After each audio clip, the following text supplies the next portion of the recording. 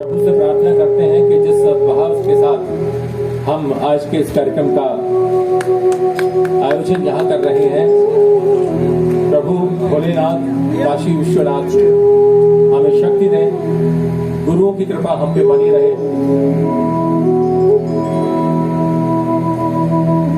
और ये सद्भावना यूं ही चलती रहे।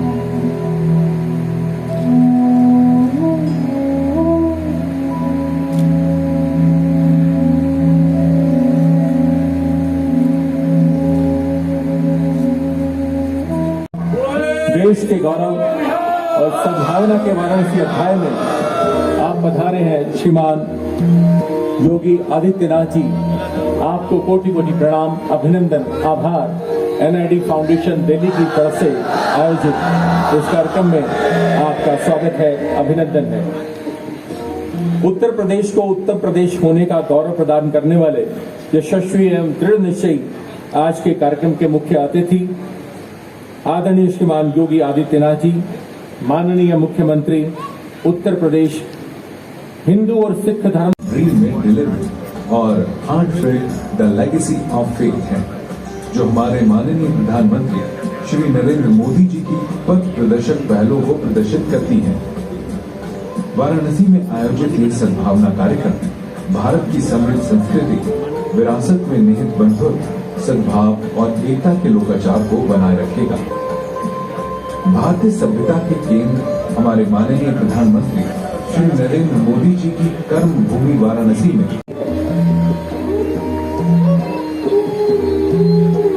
प्रधानमंत्री जी के पुण्य कर्मों का एक औपचारिक दस्तावेज ये पुस्तक माननीय मोदी जी और के बहुत करीब योगी जी के द्वारा इसका लोकार्पण किया गया। ये शिक्षा के लिए, आर्थिक विकास के लिए जो काम किए हैं, जो वैश्विक छवि को चार चांद लगाए हैं, उनके अभूतपूर्व प्रयासों के बारे में ये पुस्तक। यूनिवर्सिटी ने ये तय किया है कि वाराणसी के जरूरतमंद और आर्थिक रूप से कमजोर वर्गों के मेधावी सिख विद्यार्थियों को चंडीगढ़ यूनिवर्सिटी में उच्च शिक्षा प्रदान करने के लिए 64 करोड़ रुपए की छात्रवृत्ति प्रदान की जाएगी, ताकि ये विद्यार्थी इस रोजगार परक शिक्षा को पा करके सक्षम हो जाएं और अपने जीवन को सही दिशा प्रदान कर सकें। तो ये प्रधानमंत्री मोदी जी के नेतृत्व में गौरव की अनुभूति करते हैं और पूरा देश प्रधानमंत्री मोदी जी के नेतृत्व में उनके विजन और देश के प्रति उनके समर्पण के भावों के साथ जिस मजबूती के साथ जुड़ा हुआ है, यह अविस्मरणीय है और पूरे देश के लिए अनुकरणीय भी है। ये मेरा सौभाग्य है कि एक लंबे समय तक प्रधानमंत्री मोदी जी का नेतृत्व लगातार एक लंबे समय से हम सबको प्राप्त हो रहा है और उनके नेतृत्व में आज भारत न केवल भारत की 135 करोड़ लोगों के विश्वास का प्रतीक बना है, बल्कि जीवन के प्रत्येक क्षेत्र में नित नई ऊंचाइयों को भी प्राप्त करता हुआ दिखाई दे रहा है। आपने देखा होगा कि जो भारत के वैदिक उद्घोष हैं,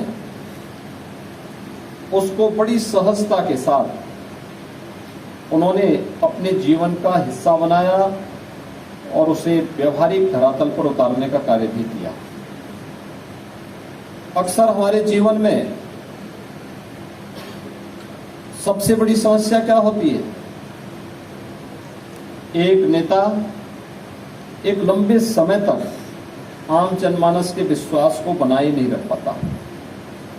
कारण है क्योंकि एक बार दो बार वह भले ही झूठी घोषणा करके भले ही सत्ता हथिया ले, लेकिन जन विश्वास को लंबे समय तक अर्जित करना अपने आप में एक चुनौती होती है और ये चुनौती तब चुनौती नहीं रह पाती, तब ये चुनौती विश्वास में बदलती है जब किसी नेता का आचार और विचार दोनों में बेहतर समन्वय हो। और प्रधानमंत्री मोदी जी के नेतृत्व में इस देश को ये सब दिखाई देता है। वे जो बोलते हैं वही करते हैं और जो करते हैं वही बोलते हैं। मोदी जी के नेतृत्व में वह जो बोलेंगे वही करेंगे और जो करेंगे उतना ही बोलेंगे। उन्होंने भारतीय मनीषा के उद्घोष को अंगीकार किया कि न मेरा है न तेरा है, अयम निज परोवीति गणना लघु चेतसाम उदार चरिता नाम तो सुधेव कुटुंबकम। आपने देखा होगा जब 2014 में प्रधानमंत्री बनते ही उन्होंने घोषणा की थी सबका साथ सबका विकास का। ये सबका साथ और सबका विकास क्या, ये केवल एक नारा नहीं है, एक हकीकत भी उन्होंने बना के दिखाई। शासन की जितनी भी योजनाएं हैं पूरे देश के लिए बिना भेदभाव के, हर जाति हर मत हर मजहब के लिए है। और इससे बड़ी संभावना दूसरी क्या हो सकती है कि आवास मिलेगा, सबको मिलेगा, बिना भेदभाव के मिलेगा। शौचालय का लाभ मिलेगा, सबको मिलेगा। 5 लाख रुपए के स्वास्थ्य बीमा का कवर मिलेगा, सबको मिलेगा। रोजगार मिलेगा, सबको मिलेगा। जनधन अकाउंट में बैंक में खाते खुलेंगे, सबके लिए खुलेंगे। पीएम स्टार्टअप की योजना, पीएम स्टैंड अप की योजना, पीएम मुद्रा की योजना, ये सबके लिए समान रूप से होगी। पीएम किसान की योजना, ये सबके लिए समान रूप से होगी। किसी भी योजना को जाति मत मजहब क्षेत्र और भाषा के आधार पर उन्होंने सीमित करके नहीं रखा, बल्कि सबका साथ और सबका विकास उनके शासन की योजना का हिस्सा है। देश के 135 करोड़ लोग उनके लिए परिवार के सदस्य के समान हैं, किसी के साथ कोई भेदभाव नहीं। यह प्रधानमंत्री मोदी जी के नेतृत्व में आज पूरे देश के अंदर उत्तर से दक्षिण तक, पूरब से पश्चिम तक, ये सर्वत्र देखने को मिल रहा है। और एक राज्य में इतना भारी विश्वास है लोगों के मन में कि नहीं, प्रधानमंत्री मोदी जी ने कह दिया है तो जरूर होगा। और ये जरूर होगा का मतलब उन्हें देश के नेतृत्व पर विश्वास है। और भारत की एकात्मता और भारत की अखंडता के लिए इससे बड़ी बात दूसरी नहीं हो सकती है जो आज इस देश के अंदर देखने को मिल रहा है। भाइयों बहनों, भारत की आस्था का सम्मान कैसे होना चाहिए? श्री करतारपुर कॉरिडोर के निर्माण की कार्रवाई हो या फिर गुरु गोविंद सिंह जी महाराज के पावन प्रकाशोत्सव कार्यक्रम को लेकर के जो कार्यक्रम चल रहे थे उसको लेकर के राष्ट्रीय स्तर पर समिति के गठन की कार्रवाई का हो, गुरु गोविंद सिंह जी महाराज के 4 साहबजादों की स्मृति में बाल दिवस के कार्यक्रम के आयोजन को आगे बढ़ाने का कार्यक्रम हो, या फिर इस देश के अंदर उन सभी प्रतीकों को सम्मान करने का 1984 के दुर्भाग्यपूर्ण नरसंहार की एसआईटी गठित करके दोषियों के खिलाफ कार्रवाई करने की कार्य हो, या फिर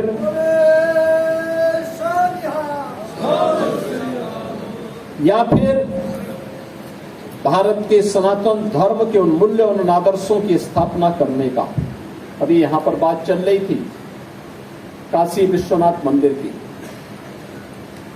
महाराजा रणजीत सिंह जी ने उसे स्वर्ण मंडित किया, महारानी अहिल्याबाई ने मंदिर का पुनर्निर्माण कराया, महाराजा रणजीत सिंह ने उसे स्वर्ण मंडित किया, और प्रधानमंत्री मोदी जी ने काशी विश्वनाथ धाम को विस्तार देकर के हजारों वर्षों के बाद बाबा विश्वनाथ और मां गंगा का मिलन करवा दिया। आज कोई भी आता है काशी में अभिभूत होकर के जाता है। इससे पहले अयोध्या में से राम जन्मभूमि मंदिर निर्माण के कार्यक्रम को पूरी भव्यता के साथ आगे बढ़ाने का कार्य यह भी प्रधानमंत्री मोदी जी के नेतृत्व में हुआ। उत्तराखंड में केदारपुरी के भव्य पुनर्निर्माण के कार्यक्रम को प्रधानमंत्री मोदी जी के प्रेरणा और उनके मार्गदर्शन में कार्यक्रम संपन्न हुआ। अभी 2 दिन पहले आपने अवंतिकापुरी उज्जैन में आपने महाकाल के भव्य लोक को प्रधानमंत्री मोदी जी के माध्यम से लोकार्पण और उद्घाटन होते हुए भी देखा है।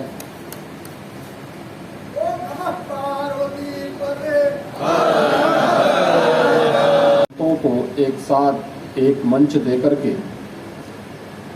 सद्भावना का एक नया संदेश दिया है और इस अवसर पर ये मेरा सौभाग्य है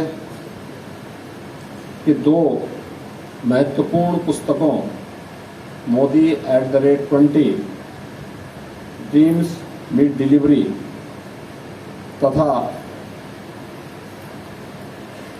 heartfelt the legacy of faith का विमोचन का कार्यक्रम भी यहाँ पर संपन्न हुआ है। और मैं आप सबसे कहूँगा कि अभी मोदी @20 के अभी हम लोगों ने कुछ ही दिन पहले इस पुस्तक के हिंदी एडिशन का विमोचन भी काशी में ही रुद्राक्ष के सभागार में जो आदरणीय प्रधानमंत्री जी की प्रेरणा से बना है वहाँ पर इसका भव्य विमोचन का कार्यक्रम अभी कुछ दिन पहले संपन्न भी हुआ है। मैं इस अवसर पर संधू जी को और उनकी पूरी टीम को हृदय से धन्यवाद देता हूं, अभिनंदन करता हूं। इन दोनों पुस्तकों को एक बार फिर इन पूज्य संतों के सामने विमोचन के लिए उन्हें हृदय से धन्यवाद देते हुए आदरणीय प्रधानमंत्री मोदी जी के नेतृत्व में भारत दुनिया की एक बड़ी ताकत के रूप में उभर रहा है।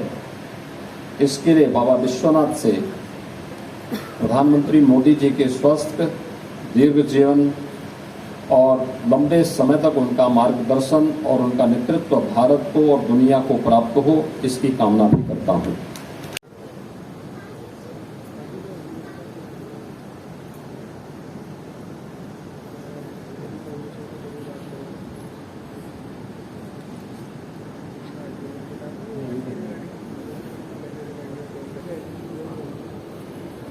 प्रतीक्षा का फल हमेशा मीठा होता है, ये हमारे संतों ने ही हमें सिखाया है।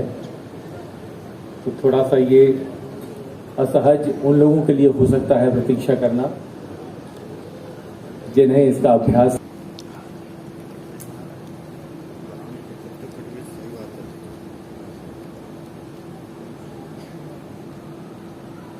आदरणीय मोदी जी और उत्तर प्रदेश में योगी जी के नेतृत्व में जो सरकारें चल रही